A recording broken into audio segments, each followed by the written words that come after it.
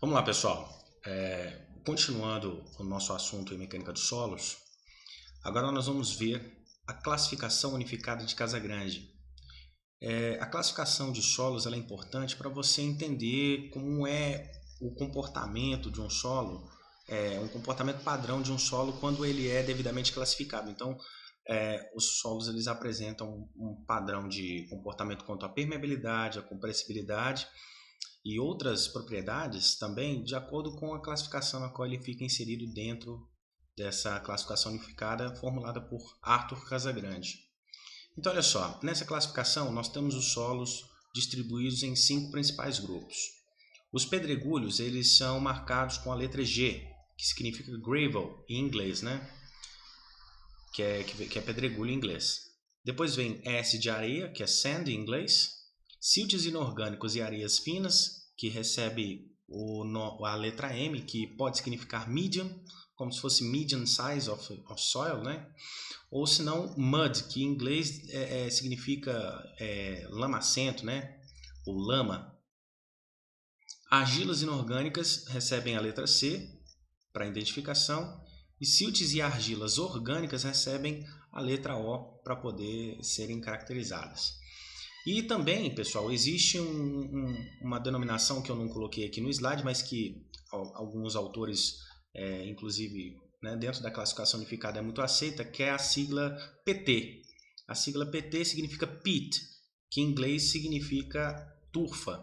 E a turfa, como vocês sabem, né, eu expliquei para vocês nas primeiras aulas, inclusive na primeira aula de introdução à matéria eu expliquei a respeito sobre as turfas, né, que são solos orgânicos, que são cheios de fibras vegetais, e essas fibras vegetais elas vão sendo decompostas, né, dentro desse ambiente do solo, esse ambiente de subsuperfície, e essas turfas elas são altamente compressíveis, têm, digamos assim, um potencial de inflamabilidade muito grande, pegam fogo muito fácil.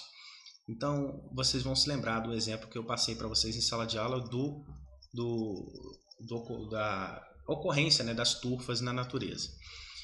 E, bem, o pessoal utiliza a sigla PT, que é peat em inglês, que significa turfa.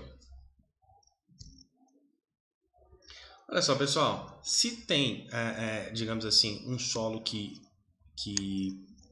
faz a conjunção, né, de partículas do tamanho pedregulho e também partículas do tamanho areia, é claro que essa classificação ela vai ser uma classificação que vai receber duas letras devido à presença desses dois materiais, né, em tamanho predominante. Então, olha só, por exemplo, pedregulhos e areias. Por exemplo, você pode ter pedregulhos W, e esse W significa que ele é um pedregulho bem graduado. Então, esse W vem de well graduated. Então, pedregulho bem graduado, e também eu posso ter uma areia bem graduada, certo? Então, como vocês já sabem, né, e pelo que eu já conversei com vocês dentro da matéria, os solos que são bem graduados são aqueles em que o aspecto do solo na curva de distribuição granulométrica é aquele aspecto em que ele envolve uma gama muito grande de diâmetros, né? Um solo bem graduado é que você tem diâmetros de vários tamanhos dentro daquela amostra em peso. E também os pedregulhos e areia eles podem ser pedregulhos uniformes que recebem a letra P, certo? Eles recebem a letra P, e o pedregulho uniforme ele recebe essa letra P, que é de poorly em inglês, que é pobremente, né? Então ele seria pobremente graduado, ou se não, ele é uniforme. Um material mal graduado é um material que é uniforme. Então eu tenho pedregulho uniforme e tenho a areia também uniforme, certo? Beleza? Então olha só, como é que a gente chega a essas conclusões? Dentro da classificação unificada a gente chega a essas conclusões tirando os parâmetros da curva de distribuição granulométrica, que são o coeficiente de curvatura e o coeficiente de não uniformidade, para poder saber se esse material é graduado, se ele não é graduado, né? E olha só como é que a gente faz essa inferência. Pedregulhos bem graduados, na classificação unificada, o meu D60 sobre o D10, que é o meu coeficiente de não uniformidade, ele tem que ser maior que 4, certo? Se o meu CNU for maior que 4, eu já posso considerá-lo como um material bem graduado. Se o meu coeficiente de curvatura para um material que é pedregulhoso, o D30² sobre D10 vezes D60, ele vai ter que estar entre 3 e 1 para poder ser considerado bem graduado, certo? Para areias, o meu CNU ele tem que ser maior que 6, tá certo? E o coeficiente de curvatura tem que estar também entre 1 e 3 para que o meu material se enquadre dentro da classificação unificada como sendo material bem graduado. Logo, né, a gente pode pensar que em outros limites, né, em limites fora destes, os materiais vão ser considerados uniformes, né? E olha só, os pedregulhos e areias eles têm outras duas subdivisões e aqueles, por exemplo, que apresentarem um material, digamos assim, predominante de areias finas ou silt, ele recebe aqui, por exemplo, um pedregulhoso siltoso ou uma areia siltosa, beleza? E também pode ser o quê? Um pedregulhoso argiloso ou uma areia argilosa. Lembrando que M significa mud ou median, né, que são materiais ricos em silt. Então tem um pedregulho siltoso, uma areia siltosa, ou eu posso ter um pedregulho argiloso ou uma areia argilosa, certo? Bem, outra característica complementar que a gente pode tirar desses solos, ela pode ser indicada pela carta de plasticidade de Casagrande, que vai me dizer se o material ele tem alta compressibilidade ou baixa compressibilidade. E esses materiais basicamente são medians e clays, ou seja, silts e argilas. Silts e argilas eles possuem essa propriedade de compressibilidade, certo? Os materiais pedregulhosos e arenosos eles não trabalham com compressibilidade, porque a compressibilidade está intimamente ligada à plasticidade do solo.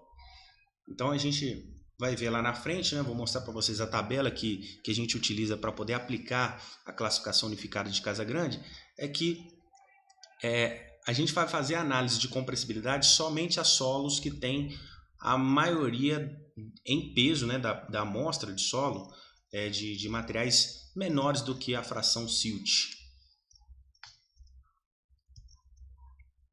Então, como eu já adiantei para vocês, para solos finos a gente utiliza a carta de Casagrande ou a carta de plasticidade de Casagrande para poder definir se é uma argila ou um silt, se é de alta ou baixa compressibilidade. Beleza? Olha só, essa aqui é a carta de plasticidade de Casagrande, ou gráfico de plasticidade. Percebam que no eixo das abscissas eu tenho aqui o limite de liquidez do solo. Então, para eu poder fazer uma classificação desse solo fino, eu tenho que ter o quê? Eu tenho que ter o meu índice de consistência bem definido aqui, ó, limite de liquidez. E olha só quem é que eu tenho nas ordenadas. Eu tenho aqui o índice de plasticidade como o fator aqui das ordenadas. Então, já que eu tenho que ter o índice de plasticidade, não basta somente eu ter o limite de liquidez definido do material. Eu também tenho que ter o quê? O limite de plasticidade. Por quê? O limite de plasticidade, aliás, o índice de plasticidade, ele é o limite de liquidez menos o limite de plasticidade, ou seja, é aquela gama de valores de umidade que o solo vai apresentar determinada plasticidade. Então, basicamente, se a gente está querendo determinar solos que têm plasticidade, então a gente vai mexer só com o que aqui? M e C, tá vendo? E eventualmente também o O, se o material tiver uma grande quantidade de material orgânico, né? Então, olha só, percebam uma coisa, né? Olha só, se eu pegar essa região aqui, ó, essa região é uma região onde eu tenho o encontro aqui digamos assim, de características de solo que podem ser ML ou podem ser CL, tá? Essa região aqui que não está muito bem mostrada. E olha só, essa linha A, que é uma linha que ela é inclinada aqui, ó, ela justamente faz a separação de que tipo de material? Ela faz a separação do tipo de material de acordo com o tamanho das partículas predominantes. Ou seja, abaixo da linha A, eu tenho um predomínio de material siltoso ou orgânico, certo? E acima da linha A, eu tenho um predomínio de material que argiloso, tá vendo? CLCH. Então, basicamente a linha A faz a separação entre os materiais, né, que possuem plasticidade, mas só que em relação ao tamanho das partículas predominantes. E a linha B, ela faz o quê? Uma separação entre materiais que apresentam low compressibility, ou seja, baixa compressibilidade, e materiais que apresentam eventualmente alta compressibilidade, high compressibility, certo? Então a linha B faz essa separação entre baixa compressibilidade e materiais de alta compressibilidade, certo? Percebam uma coisa, percebam que quanto maior for o limite de liquidez e maior for o limite, o índice de plasticidade, esse material ele vai se apresentar como um material muito mais compressível, certo? Porque, como eu disse para vocês, a plasticidade ela é uma coisa intimamente ligada à compressibilidade, né? Se eu tenho um material que está mais propício a se tornar plástico, eu tenho também um material que se torna mais propício a fazer a compressão dele, né? Eu ter, digamos assim, um recalque, um abatimento desse material maior se ele for mais plástico. É claro que isso não funciona para todos os solos, mas só que essa carta de plasticidade de Casagrande, que nos auxilia a poder fazer uma classificação dos solos que são de fração fina predominante, ela nos dá essa dica, certo? Que quanto maior o nosso limite de liquidez e maior o índice de plasticidade, ou seja, se o meu solo apresenta-se com um intervalo muito grande de plasticidade, eu tenho aí um material que é mais propício a se deformar com cargas verticais, certo? Então, pessoal, olha só, aqui eu coloquei mais uma figura para mostrar para vocês com mais nitidez essas regiões, né, onde eu tenho a divisão pela linha A e pela linha B, certo? Essa linha B não está colocada linha B aqui, mas essa linha vertical é a linha B. E um fator interessante é que muitos autores, em muitas pesquisas, quando eles vão fazer a caracterização do solo, seja para qualquer fim, se caso o solo que a pessoa estiver classificando pela classificação unificada, ela cair nessa região acima da linha B, os estudiosos, o pessoal que é bem aprofundado nessa parte da classificação de solos na mecânica, eles dizem que ocorre uma necessidade de se fazer um novo ensaio e depois, se a gente não conseguir chegar num resultado conclusivo a respeito deste solo, a gente faça o que for possível para poder fazer uma boa classificação, inclusive colocando aí outras técnicas para poder fazer a classificação de solos, tá? Porque essa linha, acima da linha U, você tem, digamos assim, uma certa inconsistência nos valores dos dados em que os solos apresentam muita variação. O mesmo solo pode apresentar um ponto aqui, pode apresentar um ponto lá em cima e um ponto lá em cima, certo? Vamos lá.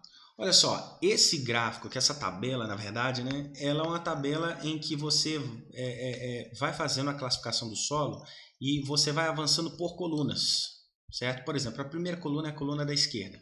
Então, se caso você queira fazer a classificação de um determinado tipo de solo, você pegou uma amostra e vai fazer a classificação. Fez todos os ensaios lá de análise granulométrica, fez todo o ensaio lá, pegou a amostra de solo, passou no peneiramento grosso, peneiramento fino e também promoveu a sedimentação desse solo. E primeira coisa que tem que ser analisada, qual é o percentual de material passante na peneira de número 200 ou de abertura igual a 0,074 milímetros que esse material tem. Se for menos que 50% de material menor que 0,074 milímetros, aí eu continuo para cá. Ele pode ser gravel ou sand, né? Mas se caso for maior, né, do que 50%, aí pode ser clay, pode ser medium, pode ser organic, né? Vamos lá. Então você vai avançando por colunas, tá vendo? Aí você avança para cá, certo? Na segunda coluna e vai fazendo o quê? Vai fazendo as considerações. Se caso você estiver aqui em cima, por exemplo, ele vai ser gravel, né? Se a quantidade, aliás, ele vai ser gravel, né? A análise começa por esse cara aqui, ó. Se ele é gravel, a quantidade de gravel é maior do que a de sand em quê? Em percentual, né, de material que existe na distribuição granulométrica. Agora, por exemplo, ele é sand quando o percentual de sand é maior do que o de gravel. Então eu estou falando aqui em inglês, mas você já tem que perceber que é o seguinte: é pedregulho quando o pedregulho for maior que a areia em termos percentuais na distribuição granulométrica. E idem para a areia. Vai ser areia quando o percentual de areia for maior do que o de pedregulho na distribuição granulométrica. E aqui embaixo a mesma coisa. Pode ser argila, silt ou orgânico. Beleza. Agora vamos olhar aqui. Vamos olhar aqui essa terceira coluna aqui da parte de cima. Ou seja, para que eu continue, eu tenho que voltar para a distribuição granulométrica e perceber. Por exemplo, se o percentual... Vamos dizer que a gente considerou que o material é um pedregulho. Então eu vou passar para cá. Bem, se o percentual de material passante na peneira 200 é menor que 5%, então eu continuo para cá. Se não for menor, eu vou ter que analisar a linha de baixo. Mas aí o percentual de material passante na peneira 200 é maior que 12%. Então, o que eu preciso fazer? Eu preciso vir para cá. Mas não é maior que 12% e nem menor que 5%. Então, está entre 5 e 12%. Então, vai ser o quê? Vai ser esse limbo todo aqui. Vai ser um material composto. Podendo ser um pedregulho bem graduado, sendo esse pedregulho argiloso. Ou pode ser um pedregulho uniforme, sendo esse pedregulho siltoso e etc. Então, a gente cai numa região aqui que a gente tem que pegar todas as informações possíveis para poder caracterizar melhor esse material. E como é que a gente caracterizaria? Sabendo, por exemplo, que ele pode ser um pedregulho bem graduado, analisando os parâmetros lá, né, de coeficiente de não uniformidade e tudo mais, a gente sabe se ele se ele tem lá, se ele é bem graduado, se ele não é. E, enfim, a gente sabe se ele tem predominância de argila ou silt ou qualquer outra coisa, né? No caso, na verdade não qualquer outra coisa, né? Porque pode ser só argiloso ou siltoso. Se a gente analisar o percentual desse material na distribuição granulométrica. Então, se tem uma fração muito forte de argila, então a gente pode dizer que seria um pedregulho bem graduado com uma quantidade de argila considerável. Então, por isso que coloca-se gravel clay, né? GC. E, por exemplo, se tiver muito silt, idem. Então, vai ser um silt, já que a quantidade de silt é predominante, né, em termos de percentual na distribuição granulométrica, então a gente pode assumir que seja esse tipo de material aqui, certo? Bem, eu não vou explicar essa parte da areia porque é a mesma coisa, sabe? É a mesma coisa. Porque aí eu vou ter que caracterizar os materiais de acordo com os parâmetros da curva de distribuição, ou se não, na carta de plasticidade e depois fazer a análise igual eu expliquei ali acima. A única coisa a mais que tem aqui embaixo é que quando o percentual de material passante na peneira com abertura de 0,074 milímetros, ou peneira 200 na classificação americana STM, se ela for maior que 50%, eu tenho que passar para cá. Então pode ser argila, silt ou orgânico. Então basta o quê? Enquadrá-lo dentro lá da carta de plasticidade para saber que tipo de material que é esse. Você vai plotar os pontos. O LL deu, sei lá, 62%. Então você marca aqui 62%. E o índice de plasticidade deu 40%, por exemplo. Então seria aqui em cima, né? Então poderia dizer que esse solo é uma argila de alta compressibilidade, certo? Beleza? E por aí vai. A gente poderia fazer essas classificações de acordo com os materiais que estão aqui dentro. Caso exista digamos assim, o solo tenha um aspecto que ele é muito enegrecido, você tem presença de muito material orgânico, certo? Tem muitas fibras, né, internas a esse solo, então você já pode enquadrá-lo como um material orgânico, seja ele de baixa compressibilidade ou alta compressibilidade. Certo? Então, pessoal, era basicamente isso que eu queria explicar para vocês sobre a classificação unificada. Aqui tem um gráfico em que nos meus slides eu coloco como exercício para que a gente possa fazer a classificação dele. E a classificação unificada de Casagrande é basicamente isso. Em posse dos dados da distribuição granulométrica e dos índices de consistência, eu consigo fazer uma análise de classificação unificada, já que eu vou precisar de quem? Da própria curva granulométrica para saber o percentual passante, né? Seja nessas etapas ou nessas aqui. E, caso seja necessário, eu preciso de quem? Dos índices de consistência para poder fazer o quê? Um enquadramento do meu solo dentro da carta de plasticidade. Bem, pessoal, era isso aí que eu queria mostrar para vocês a respeito da classificação unificada de Casagrande. É isso aí, pessoal. Bom estudo, viu?